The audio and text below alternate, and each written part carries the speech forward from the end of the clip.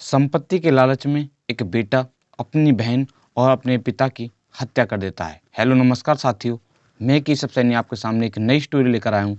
दोस्तों, आज की जो कहानी है वो है अमरोहा की। उत्तर प्रदेश में एक ज़िला पड़ता है अमरोहा, और उस ज़िले में खास अमरोहा में ही एक मोहल्ला पड़ता है कटरा गुलाम अली। दोस्तों, उस मोहल्ले का रहने वाला एक व्यक्ति होता है जिस व्यक्ति का नाम होता है योगेश चंद्र अग्रवाल। योगेश अग्रवाल जी की आयु लगभग 67 वर्ष होती है। दोस्तों, इनकी जो पत्नी होती हैं उनका नाम होता है छाया। दोस्तों, वो इस घटना से लगभग 2 साल पहले कोरोना काल में उनकी मौत हो जाती है।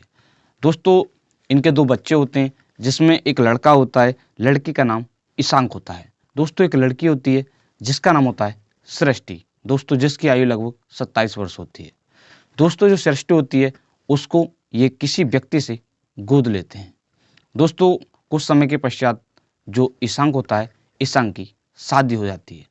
दोस्तों, शादी होने के पश्चात जो ईशांक होता है वो अपनी पत्नी को लेकर दिल्ली चला जाता है और वहाँ जाकर वो एक गत्ते की फैक्ट्री की शुरुआत करता है। दोस्तों, वहाँ पर उसका काम शुरू हो जाता है और ख़ास अमरोहा में ही जो उसके पिताजी होते हैं वो ज्वेलरी चलाने का कार्य किया करते थे। दोस्तों, इस घटना से कुछ दिन पहले जो ईशांक होता है वो अपने पिताजी से कहता है कि पापा, मुझे आप मेरे हिस्से की, आप घर की प्रॉपर्टी मेरे नाम कर दो, जिससे मैं उसे बेच अपने बीवी बच्चों को लेकर दिल्ली में रहना शुरू कर दूं। दोस्तों, क्योंकि वो इस घटना से कुछ दिन पहले जो उसके बीवी बच्चे होते हैं उनको अपने ही घर पर छोड़ देता है। दोस्तों, वो अपने पिताजी से कहता है तो उसके पिताजी होते हैं वो मना करते हैं। इसके पश्चात जो उसके पिताजी होते हैं वो अपनी आधा मकान जो लड़की होती है जिसका नाम होता है सृष्टि, उसके नाम कर देते हैं। दोस्तों, इसके पश्चात जो ईशांक होता है उसको पता चलता है कि उसके पिताजी का कई महिलाओं के साथ अवैध संबंध चल रहा है और वो कुछ समय के पश्चात वो एक महिला के साथ शादी करने वाले होते हैं।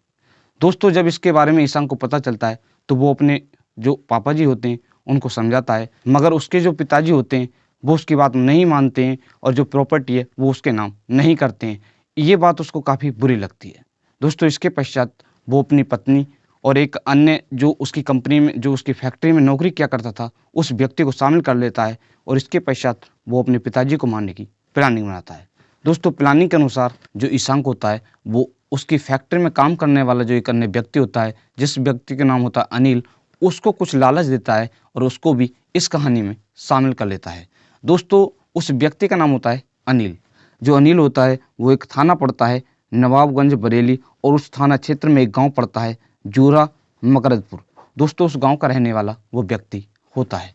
दोस्तों, वो पैसों के लालच में उनकी उस जो मालिक होता है उसकी बात को मान लेता है और मानने के पश्चात वो इस प्लान में पूरा उनका साथ देता है। दोस्तों, प्लानिंग के अनुसार जो ईशांक होता है वो प्लानिंग के अनुसार 9 फरवरी सन 2024 को वो अपने घर पर आता है। दोस्तों, घर पर उसकी पत्नी होती है और उसका जो बेटा होता है जिसका नाम होता है आयुष, वो होता है। दोस्तों, इनके घर के गेट तो एक ही होते हैं, मगर इनके जो मकान होते हैं वो दूरी पर होते हैं। दोस्तों, उनके घर पर जो इनके पिताजी का जो घर होता है उसमें उसके पिताजी होते हैं और जो उसकी बहन होती है जिसका नाम होता है सृष्टि, वो भी होती है। दोस्तों, वो अपने घर जाता है और जाने के पश्चात वो 10 फरवरी सन 2024 को जो सुनील होता है वो उसको भी बुला लेता है। बुलाने के पश्चात जैसे ही शाम के समय जो उसके पिताजी और उसकी जो बहन होती है सृष्टि, वो खाना खाने के पश्चात जब सो जाते हैं वो उन्हें मारने की प्लानिंग बनाते हैं। दोस्तों, प्लानिंग के अनुसार जो आरोपी होते हैं वो उनके कमरे में जाते हैं और जाने के पश्चात वो उनके मुंह को बंद करते हैं। दोस्तों, इसके पश्चात वो शोर मचाने का प्रयास करते हैं, हाथ पैर को इधर उधर फड़फड़ाते हैं, तो उनके पैर लगने से दोस्तों एक मेज पर कुछ सामान रखा था वो नीचे गिर जाता है। दोस्तों, इसके पश्चात उनके पड़ोस के कमरे में ही उनकी जो बेटी होती है जिसका नाम होता है सृष्टि, वो सो रही थी, उसकी भी आंखें खुल जाती है। दोस्तों, इसके पश्चात वो दरांती से उन पर वार करने वाले ही थे, इतने ही उनकी लड़की जिसका नाम होता है सृष्टि, वो आ जाती है। वो उनसे मना करती है। दोस्तों, वो बार बार मना करती है। इसके पश्चात वो उन पर जो योगेश होते हैं उन पर हमला कर देते हैं और उनकी मौत हो जाती है। दोस्तों, उसके पश्चात उनकी हत्या करने के पश्चात जो उसका भाई होता है जिसका नाम होता है ईशांक, वो अपनी बहन सृष्टि को समझाता है, मगर उसकी जो बहन होती है वो नहीं मानती है। दोस्तों, इसके पश्चात वो उस पर भी वार कर देते हैं और उसकी भी हत्या कर देते हैं। हत्या करने के पश्चात वहाँ अलमारी में कुछ कपड़े पड़े हुए थे, उनको भी वो इधर उधर बिखेर देते हैं, जिससे कि किसी भी व्यक्ति को ये ना लगे कि हत्या की गई है। ये लगे कि एक प्रकार से उनके घर में लूट की गई है।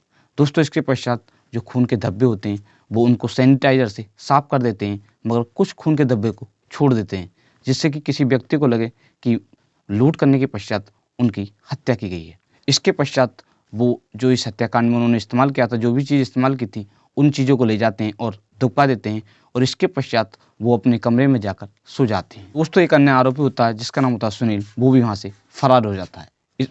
इसके पश्चात 11 फरवरी सन 2024 की सुबह हर रोज़ की तरह जो योगेश के फ्रेंड होते हैं वो उनके घर पर जो टेबल टेनिस का गेम होता है उसको खेलने के लिए आते हैं।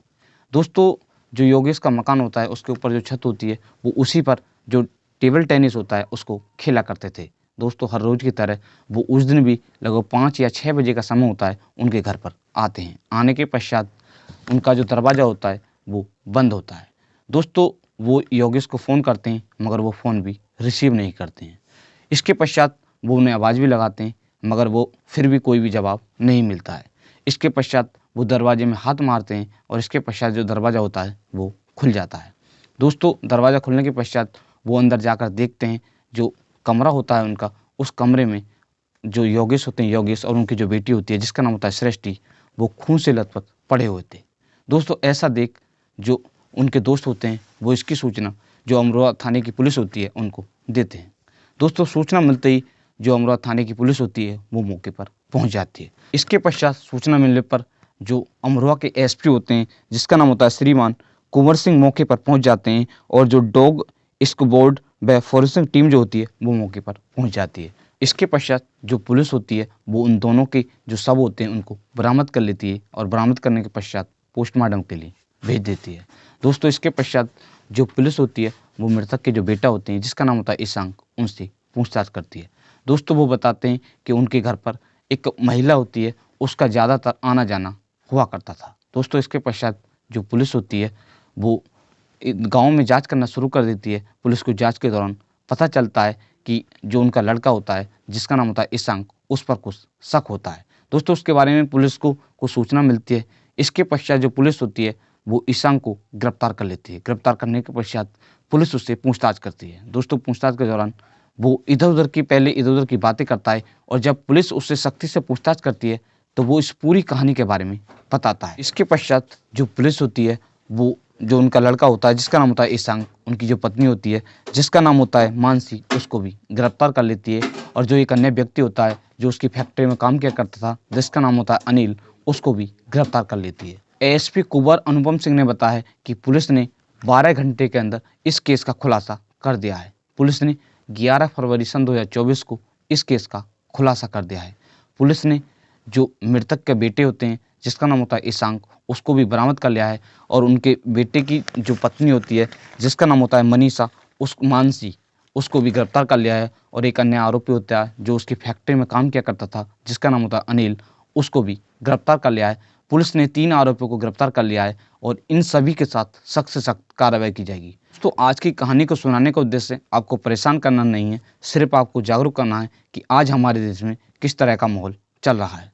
दोस्तों इस कहानी में एक बेटे ने अपने पिता और अपनी बहन की सिर्फ प्रॉपर्टी के लिए हत्या कर दी। दोस्तों जिस बाप ने उसे पाल पोस कर बड़ा किया और उस बेटे ने अपने ही पिता की हत्या कर दी, क्या ये सही किया?